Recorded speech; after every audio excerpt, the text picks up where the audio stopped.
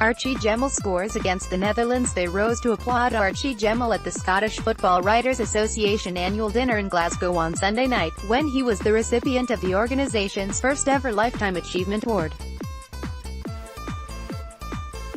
The standing ovation that marked the high-water mark of Gemmill's career, however, was accorded him on June 11, 1978, in Mendoza, Argentina.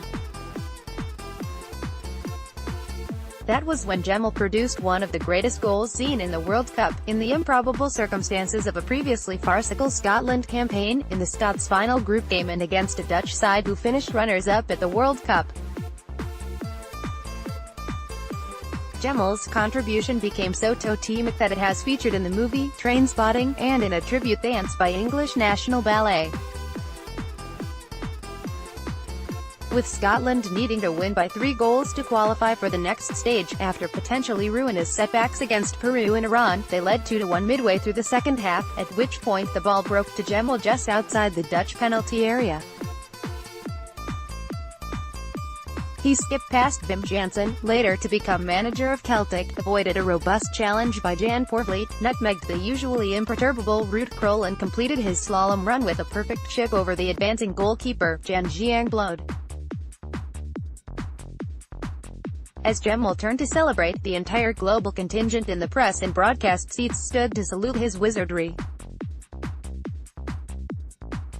Sunday's accolade acknowledged a playing career which included 43 caps and 8 goals for Scotland, and a club career that saw him perform in midfield for St Mirren, Preston, Derby County, twice, Birmingham City and Wigan Athletic, plus management stints with Rotherham United and Scotland under-19s. But, as the 71-year-old acknowledged with a mixture of pride and resignation, it always comes back to that goal in Mendoza, even though the Dutch scored again to knock the Scots out. Gemmill, before a match against Brazil in 1977, credit Rex Shuttershock. "Whenever a World Cup comes around, people want to ask about the goal," Gemmill said. "It was fantastic at the time, even if it didn't help us a great deal in the tournament itself, but over the years, it's given a few people some joy, and a bit of hope, I suppose, for the future. It was a special moment for me.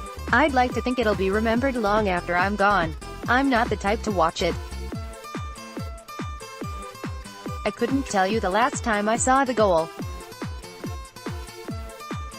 As a player, I always thought my job was just to play as well as I possibly could. If anything came of it, great. If not, you had to try even harder next time. But even people at home in Derby still ask me about the goal, and the odd time I come back up to Scotland, it's all anyone wants to talk about, nothing else."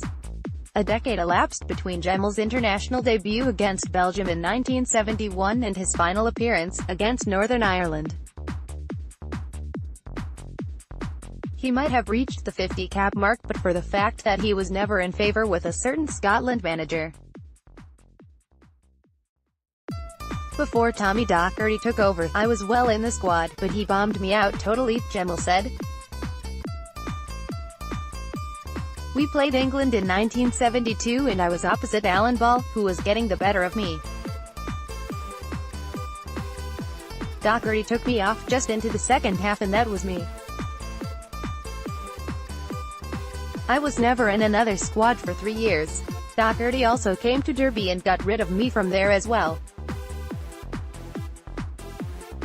Similarly, I was Scotland captain when Ali MacLeod took over and he gave it to someone else, but I always came back, because you want to play for your country as many times as you can.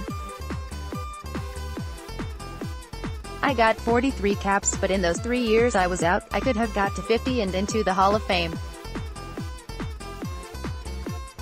It would have been a landmark for me." Players, probably with less ability, get to 50 caps now because there are so many games, but you have to live for your time. Throughout my football career, I always had to try and prove a point to someone. I never coasted. Brian Clough got rid of me at Derby, and when I went to Birmingham I was bombed out there as well, but the year Derby got rid of me I was voted their player of their year. Then, the year I left Birmingham, I was their player of the year as well. When I started out, I was ever so tiny. I'm not that much bigger now. For Scotland U15s I played in a trial match and scored a couple of goals, but the squad was named to play England at Wembley and I wasn't even in it because I was too wee. I was told I'd never make it because of my size, but I had a bit of skill and tenacity about me. And what of the prospects now for Scotland, managed by Gemmill's former international teammate, Alex McLeish? Gordon Strachan was probably only a matter of minutes away from getting us to the World Cup playoffs, said Gemmill. It looks like one or two talented youngsters are starting to come through. We just have to hope that these kids fulfill their promise in a Scotland jersey.